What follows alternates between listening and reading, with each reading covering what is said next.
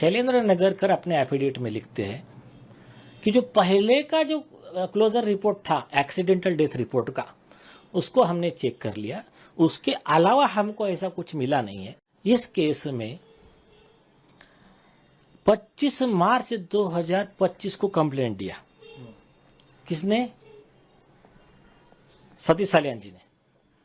वो कंप्लेंट का इन्वेस्टिगेशन ये कह रहा है कि हमने पिछले साल जो स्टेटमेंट रिकॉर्ड किए थे उसके आधार पे हमने एक क्लोजर रिपोर्ट बनाया है। हमने कहा कि ये कानून होते हुए फिर से इन्होंने अर्जी लगाया तो इनके ऊपर कॉस्ट भी लगाइए, इनको प्रोसिक्यूट कीजिए, वकील का सनद रद्द करने के लिए बार काउंसिल को भेजिए, कंटेम्प्ट वगैरह सारा हमने डिमांड किया है। अभी ये क्या कह रहा है, वो क्या कह रहा है, सभी आप कोर्ट फाइनल डिसाइड करने की स्टेज में आ चुका है। ये केस में मर्डर और गैंगरेप हुआ है और आरोपी आदित्य ठाकरे एंड अदर्स है उसमें और कवर अप में, ये प्रूव करने वाला मटेरियल है। नीरज जी, कल हाई कोर्ट में सुनवाई हुई, बहुत अहम सुनवाई थी दिशा सालियान मामले की। उनके पिताजी ने जो याचिका की थी कि दिशा के साथ जो है गलत हुआ है, उसका रेप किया गया, उसके बाद मर्डर किया गया, सामूहिक बलात्कार किया गया, लेकिन पुलिस ने अपनी रिपोर्ट कल अदालत में दी है। क्या रिपोर्ट दी है, क्या कुछ बातें पुलिस ने कल अदालत में रखी? पहली चीज ये है कि रिपोर्ट कल नहीं गई है, रिपोर्ट 17 जून को हाई कोर्ट में सबमिट हुई है जी। और सिर्फ रिपोर्ट 17 जून को, मतलब रिपोर्ट मतलब affidavit senior pi Malvani Shailendra Nagarkar, वो रिपोर्ट झूठी और गलत है, इसलिए उसी पीआई को और सरकारी वकील को कस्टडी में लेकर प्रोसिक्यूशन के लिए हमारा अर्जी गया है, वो भी कल हियरिंग को था। तो ये लोग आधी न्यूज चला रहे हैं कि ये उसने ऐसा कह दिया, उसने ऐसा कह दिया। तो अभी मैं आपको दोनों चीजें एक्सप्लेन करता हूं। कल क्या हुआ पहले शॉर्ट में वो बताता हूं। कोर्ट कल जब विषय आया तो सरकारी वकील ने कहा कि वो एफिडेविट दे दिया शैलेंद्र नगरकर का। मैंने कहा कोर्ट को कि आप 30 अप्रैल की ऑर्डर देख लीजिए, उसमें डायरेक्शन था चीफ सेक्रेटरी, रिस्पॉन्डेंट नंबर 1 मतलब चीफ सेक्रेटरी, वो रिप्लाई दे। कोर्ट ने चेक किया, बोले हाँ रिस्पॉन्डेंट नंबर 1 और रिस्पॉन्डेंट नंबर 1 चीफ सेक्रेटरी है। फिर कोर्ट ने चेक किया खुद होके, बोला इसमें जितने रिस्पॉन्डेंट है उसमें ये शैलेंद्र नगरकर तो है ही नहीं, सीनियर पीआई मालवनी रिस्पॉन्डेंट ही नहीं है, फिर इन्होंने एफिडेविट कैसा दिया? चुप, कोई जवाब ही नहीं। बोले तीसरी चीज, आपने हाईकोर्ट के ऑर्डर कंप्लाई नहीं किया, चीफ सेक्रेटरी का जवाब ही नहीं है, कोई जवाब नहीं। तीसरा क्रूशियल सवाल पूछा कोर्ट ने, आप ये बताइए कि चीफ सेक्रेटरी ने ऑथोराइज किया है क्या शैलेंद्र नगरकर को, सीनियर पीआई मालवनी को, कि हमारे भी आप एफिडेविट दो? बोले ऐसा कोई ऑथोराइजेशन नहीं है। बोले फिर कोर्ट थोड़ा सा गुस्से में टाइप आ गया। कोर्ट ने बोला चलो छोड़ो उस सब चीज को, अभी आर्गूमेंट को तैयार है क्या आप? मतलब अभी आर्गूमेंट लो, मैं अभी फाइनल डिसाइड करता हूँ केस को। वो बोले नहीं सर, हमको टाइम दो, ये 2-3 हफ्ते। बोले 3 वीक नहीं, 2 वीक का टाइम देता हूँ, अगले डेट के पहले पूरे इंस्ट्रक्शन क्या रिकॉर्ड है सब आपका क्लियर करके आओ, उस दिन फाइनल हियरिंग होगा। तो 16 जुलाई अभी रखा है। अब आते हैं मुद्दे पे कि उसके एफिडेविट में क्या है। शैलेंद्र नगरकर अपने एफिडेविट में लिखते हैं कि जो पहले का जो क्लोजर रिपोर्ट था एक्सीडेंटल डेथ रिपोर्ट का, उसको हमने चेक कर लिया, उसके अलावा हमको ऐसा कुछ मिला नहीं है। और सबसे बड़ा जोक इस केस में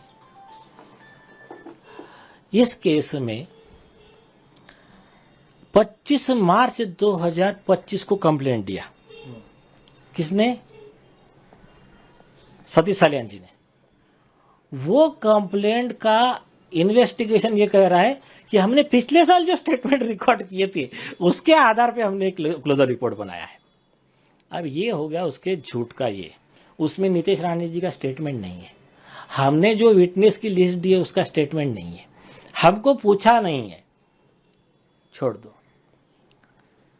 सुप्रीम कोर्ट ने इसी महाराष्ट्र पुलिस का और मुंबई पुलिस के बारे में ऐसे ही केस में इनके ऊपर फटकार लगाई है। सुप्रीम कोर्ट ने कहा है कि आपका पोस्टमार्टम रिपोर्ट कुछ भी कहो, आपका एडीआर का जो रिपोर्ट जो एसआईटी कर रही है 174 सीआरपीसी, वो कुछ भी कहो कि इसमें मर्डर नहीं होता है, इसमें रेप नहीं होता है, उस रिपोर्ट को कोई वैल्यू नहीं है।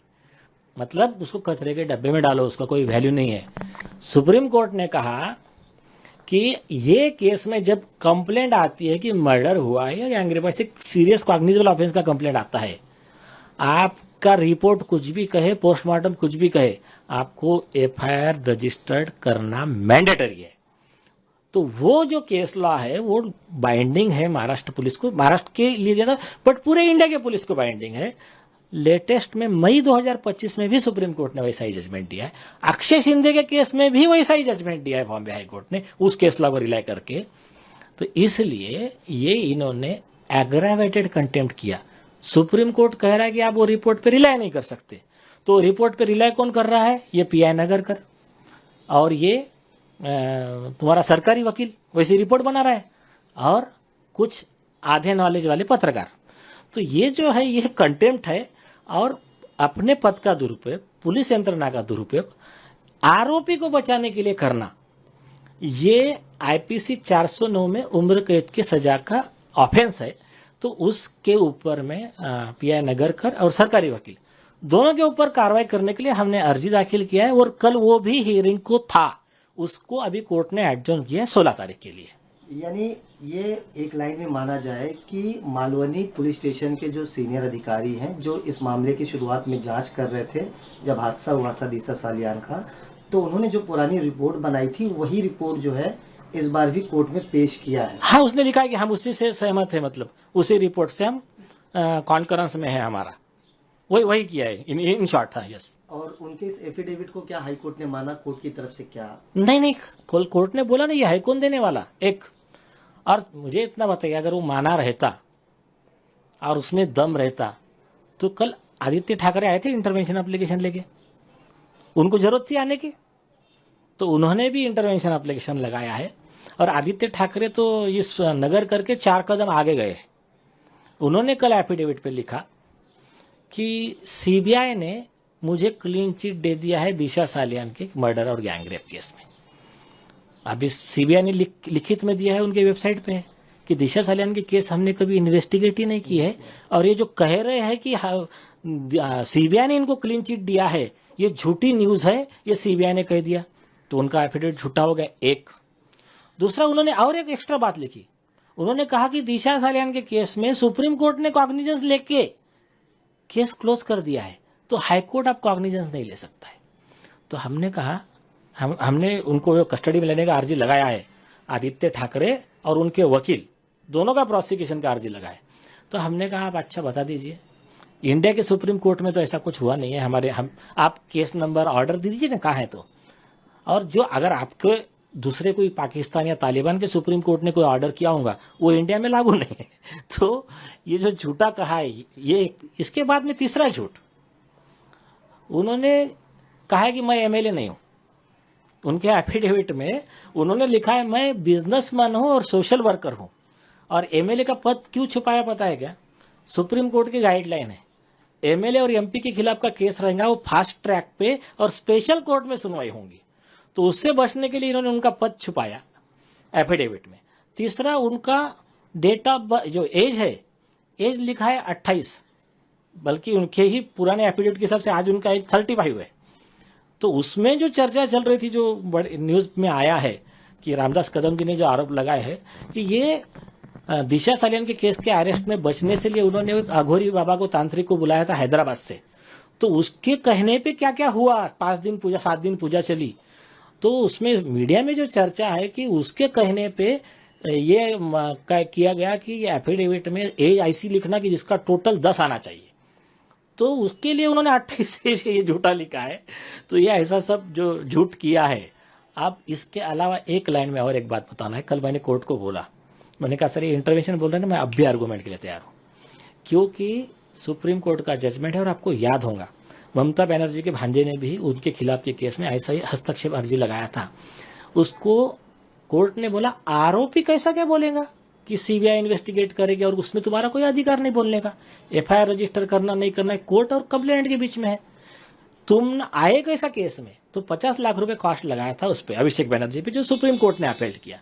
हमने कहा कि ये कानून होते हुए फिर से इन्होंने अर्जी लगाया, तो इनके ऊपर कॉस्ट भी लगाइए, इनको प्रोसिक्यूट कीजिए, वकील का सनद रद्द करने के लिए बार काउंसिल को भेजिए, कंटेम्प्ट वगैरह सारा हमने डिमांड किया है कल। इस केस में खास तौर पे बात करें लीगली कहाँ तक मामला चल पड़ा है, क्या क्या हुआ है, क्या कोर्ट ने जो सरकार से जवाब फाइल करने के लिए कहा था वो उन्होंने दाखिल किया है, कहाँ तक लीगल प्रोसेस? हाँ, ये कॉमन मैन को सब यही सवाल है, एकदम राइट सवाल पूछे आप।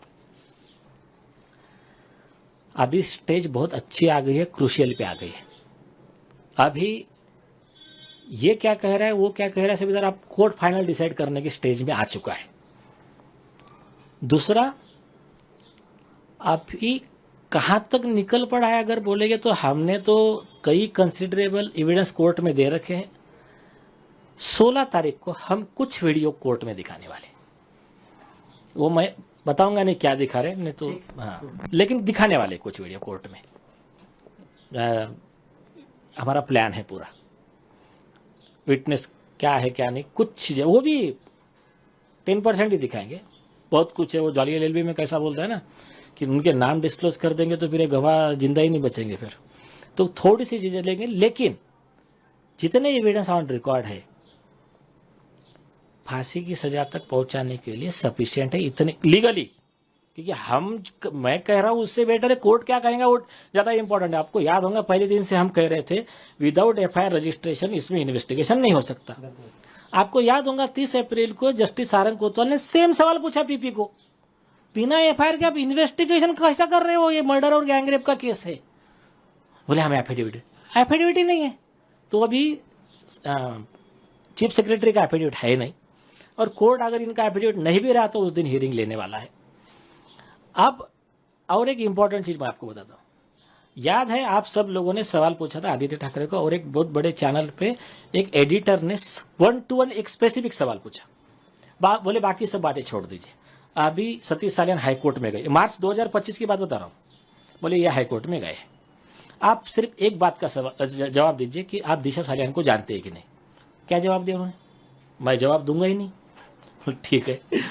सेकंड सवाल पूछा, बोले बोले क्यों नहीं दूंगा? बोले मैं कोर्ट में जवाब दूंगा। ठीक है। सेकंड सवाल पूछा, उस दिन आपका लोकेशन कहाँ था? बोले आप कोर्ट हो गया, मैं आपको जवाब दूंगा ही नहीं।